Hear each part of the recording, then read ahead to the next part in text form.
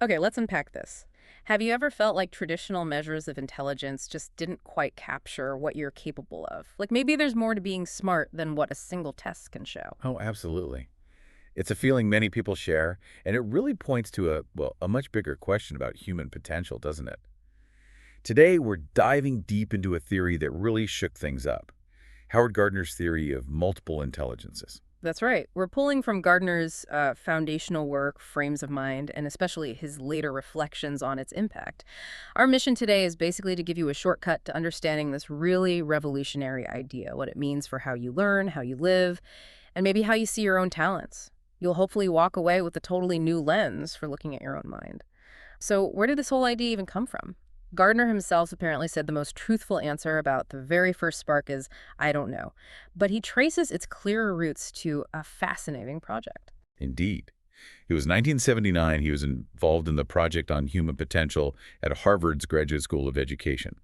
His job was essentially to map out human cognition, drawing on everything from biology to behavioral science. But what's really fascinating, as you mentioned, is that while he wrote it as a psychologist, it was educators, not his psychology peers, who initially grabbed onto it. Yeah, that's where it gets really interesting. Gardner's huge claim in Frames of Mind was basically forget the single general intelligence idea, G factor psychologists love. Right, that single number. He said, no, human beings possess a set of relatively autonomous intelligences.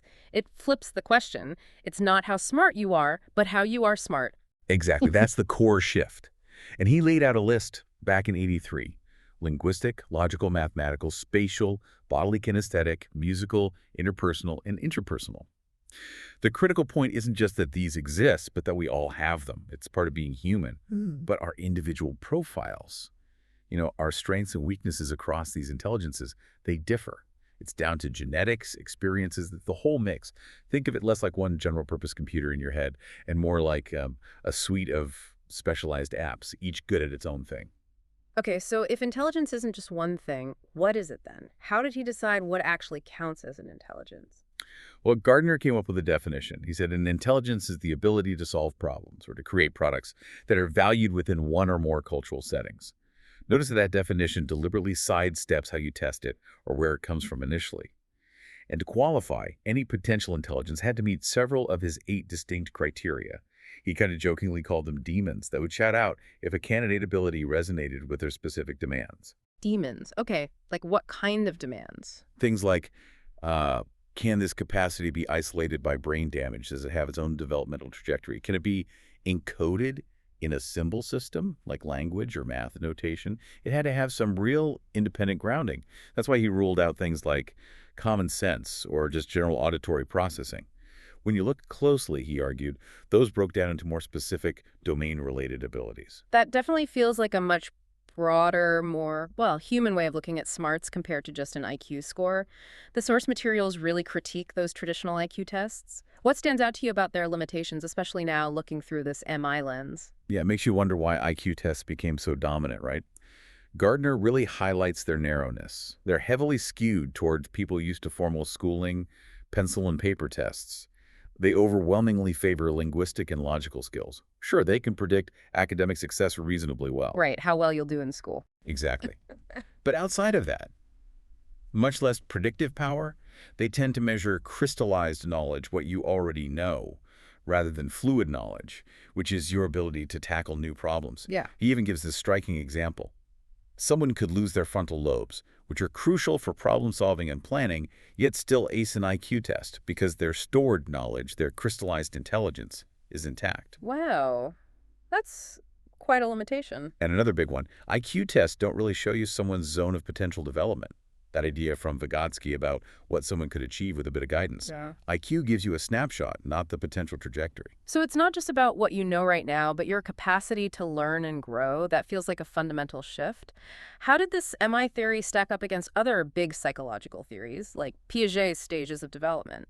Well, Piaget's theory, hugely influential of course, proposed these universal stages everyone goes through, mostly focused on logical and mathematical thinking, kind of a single-track development. MI theory offers a more pluralistic view. Development isn't just one track, it's multifaceted, continuous across different domains. Think about prodigies. Kids who are off the charts brilliant in one specific area, like music or chess, but maybe average elsewhere. Right, they don't fit neatly into Piaget's stages. Exactly. They pose a problem for that unilineal model. MI theory makes sense of them. It suggests significant cognitive achievements can happen in specific domains, some universal, some cultural, some even really specific, like chess. And linking this back to the brain, this idea of separate intelligences suggests our minds aren't just one big central processing unit, right? Precisely. Gardner wades into that whole debate about modularity. Is the mind made of specialized, somewhat independent modules? Different psychologists had different takes, like Fodor distinguishing specific modules from a general central system. Gardner leans toward seeing human activities as these complex interactions between several distinct intelligences. He suggests these likely evolved as separate capacities over time, becoming what he calls natural kinds of intelligence. And that makes the theory really practical, especially for people thinking about education. Okay, that makes sense from a brain perspective, but the source material also mentions a potential downside, almost a criticism of having multiple intelligences. What was that? Yeah, it's an important counterpoint. Some critics worried that instead of, slaying the dragon of single intelligence, the theory might just give the dragon more horns. The concern was that people might feel inadequate in even more ways now. Or it could lead to new labels, like saying, oh, Johnny's just bodily kinesthetic, using it to limit rather than empower. Ah, I see. So it could become another way to pigeonhole people if not used carefully. Exactly.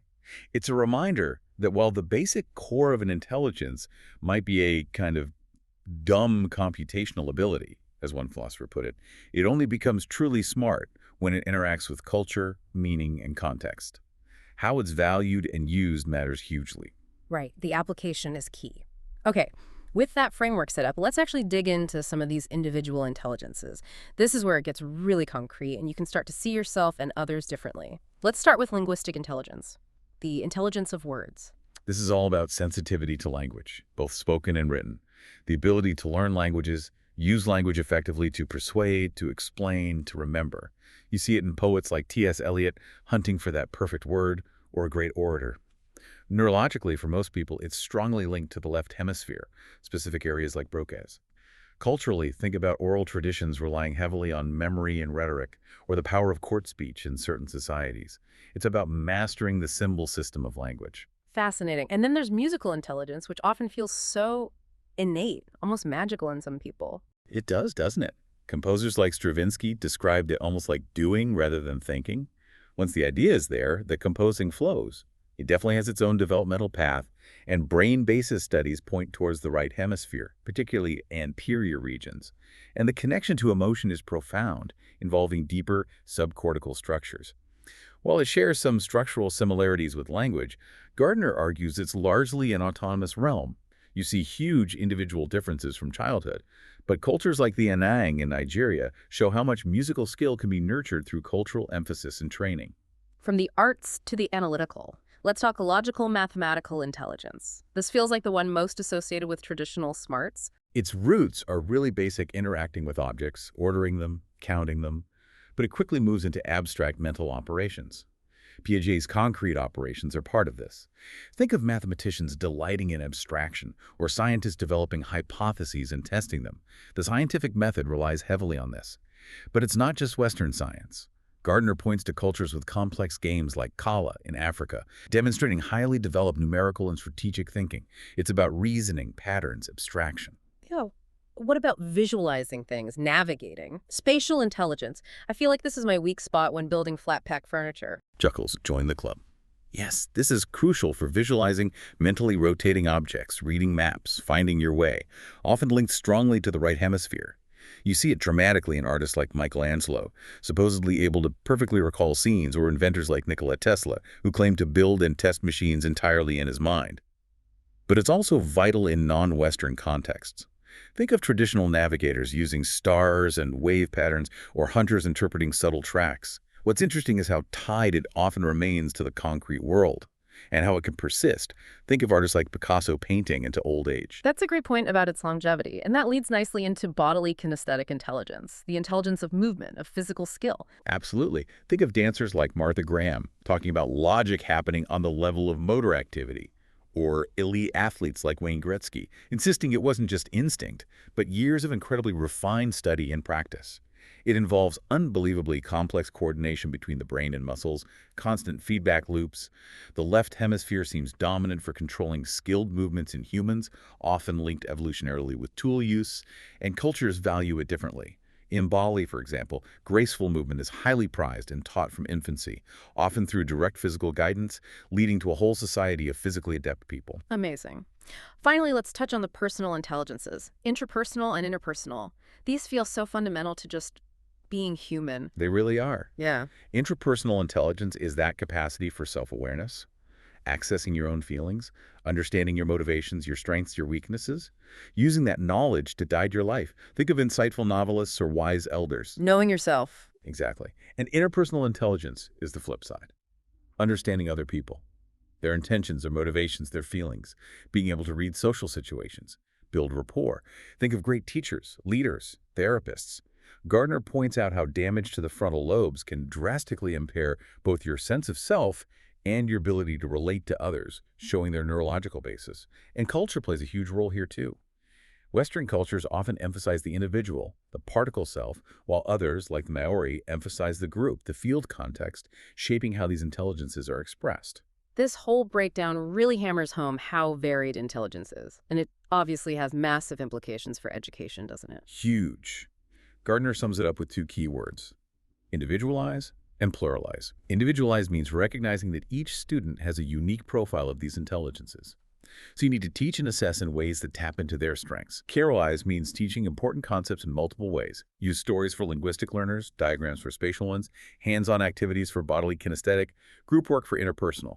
You get the idea. So you reach more kids, and everyone gets a deeper understanding by approaching it from different angles. Precisely.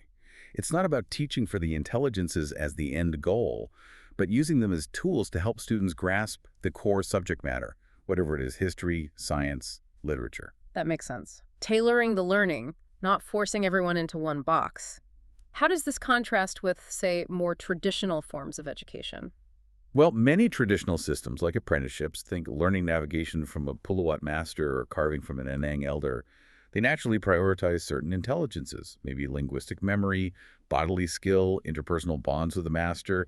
They might place less emphasis on purely logical or spatial analysis in the abstract. Modern schools, on the other hand, tend to heavily favor logical, mathematical, and specific linguistic skills. Plus, modern education increasingly emphasizes interpersonal skills, self-reflection, planning for the future. Gardner notes this shift can actually cause real strain for people moving quickly between these systems. That highlights the cultural aspect again. But there are modern methods that seem to align well with MI theory, like the Suzuki method for music. Gardner uses that as an example. Yes, the Suzuki method is a fascinating case study. It really leverages several MI principles brilliantly. It starts young, capitalizing on early childhood sensitivity, immersing kids in music like a native language. Crucially, it harnesses the parent-child bond and peer learning, strong interpersonal elements for motivation. Sounds great. But you mentioned trade-offs earlier. Right. The potential downside of Suzuki is that its focus on learning by ear can sometimes mean students struggle later with reading musical notation. So even a very effective method of focusing on certain intelligences might neglect others. It's always a balance. Powerful lesson. No single method is perfect for everything. And looking even broader at a national level like post-war Japan, the source suggests a similar balancing act was key to their success. Exactly. Japan's success wasn't just about copying the West. It was about blending their own strong cultural traditions, which often value group harmony and diverse contributions with new technological and organizational approaches. Within Japanese companies, Gardner notes, there's often less focus on finding one star player and more appreciation for how individuals with different strengths, different intelligence profiles, contribute to the whole team's success. It's almost an intuitive application of MI theory in a large-scale, real-world setting. This whole deep dive has really opened up a different way of thinking about intelligence, hasn't it? It feels much more optimistic and, well, diverse. It really is. It's a testament to the incredible range of human capabilities. Howard Gardner's work is fundamentally an encouragement to move beyond narrow, limiting definitions and to recognize and celebrate that rich tapestry of potential within each of us. Yeah, and it's a call to appreciate and nurture those different strengths, not just in ourselves, but in others too, in our kids or colleagues or communities. Absolutely. The challenge Gardner leaves us with, really, is for you, the learner, to start identifying your own unique profile of intelligences. And then to think about how you might individualize your own learning, your own work, and pluralize the way you approach things to leverage those strengths. Yeah, maybe how you can better see and value the different kinds of smarts in the people around you. So let's leave everyone with a provocative thought to chew on. Gardner talks about how cultures shape our sense of self, balancing the intrapersonal, knowing yourself, and the interpersonal, connecting with others. Our Western culture often emphasizes that individual particle self. In today's incredibly interconnected, rapidly changing world, what new intelligence, or maybe what new balance of these existing intelligences do you think we most urgently need to cultivate to really thrive together?